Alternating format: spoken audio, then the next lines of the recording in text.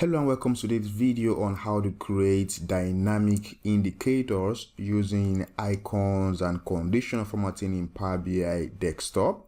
Okay, so what we would like to create now is basically, let's say you have a table that has numbers that are comparing against one another. So in this table, for example, I have my months, then I have my previous month revenue, and I have my current month revenue for a particular year that is selected. Okay, so our achievement basically is going to be, so when this number goes up, that is in comparison to a previous month, I would like to see an arrow that goes up and probably green in color, and when the number comes down from previous month figures, I would like to see a down arrow like this. Okay, and this has to be dynamic such that, for example, if I pick a second year, say 2016, everything should update accordingly. So based on the comparison, if there is a drop in the numbers, I need a drop arrow.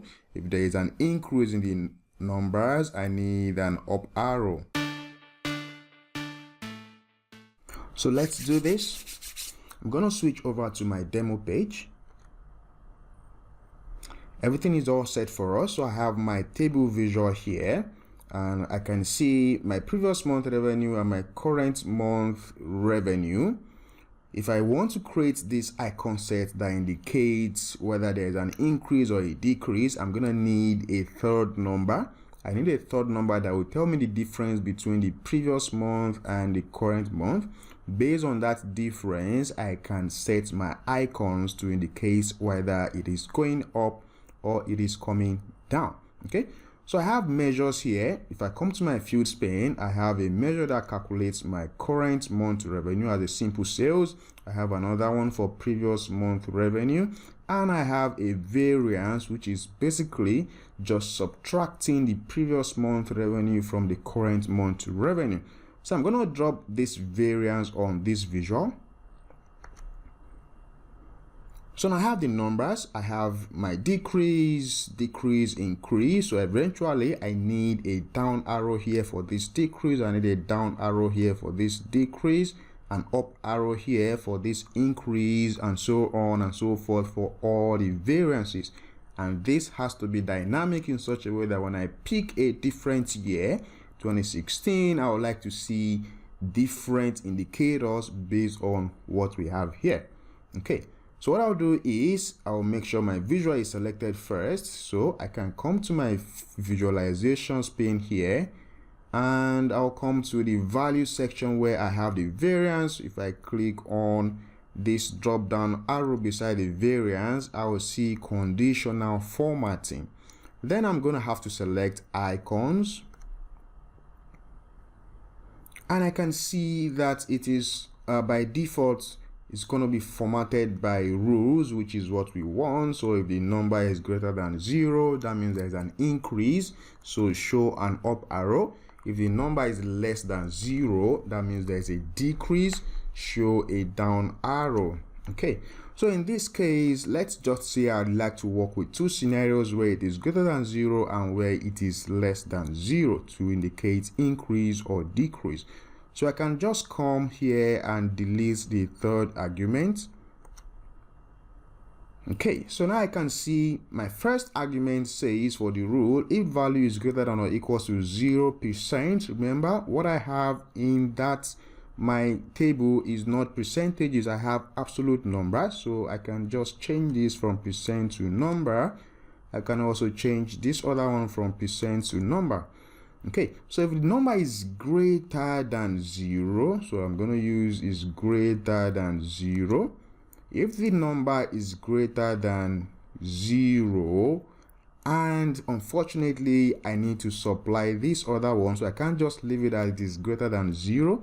I need to say and it is less than something else. Okay, so now numbers can be very, very big. So what I will just do is just to try to use a workaround, I will just say and the number is less than, so let me put something like 100E9.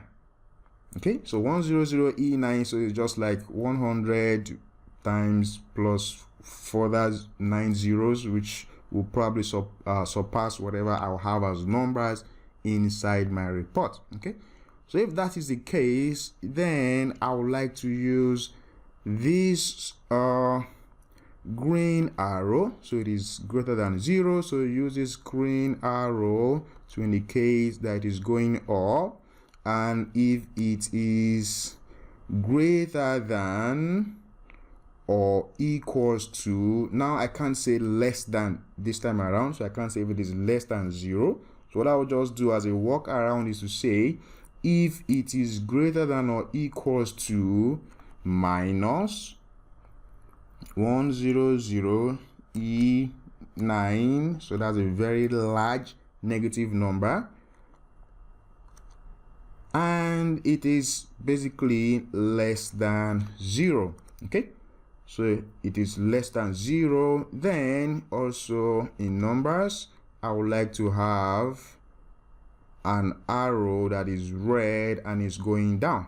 Okay, so when I click OK here, you can see my indicators. So you can see the indicators where it is negative is going down, where it is positive it is going up. And when I switch to 2015, I switch to 2017, it just continues to update. Okay, so I could leave it this way, or if I would like to see only the icons, maybe I don't really need to see the numbers, then I'll just come back to my visualization pane here, click on this arrow beside the variance again, come back to conditional formatting, and remember it is icons I'm using. Then I'll just have to change it to the icon layout. Basically I want to change it to icon only. So when I change to icon only and I click OK, the numbers are going to disappear. Okay, so this variance, if I like, I would like to change it from variance to probably show indicator or something. I could just come to my visualization pane here, double click on the variance in the values and change it to indicator. So this is typically how you could go and work around creating icon sets that indicates increase or decrease when you compare two numbers. Okay, so if you like this video, kindly make sure you hit the subscribe button so you can get updates when we release new videos.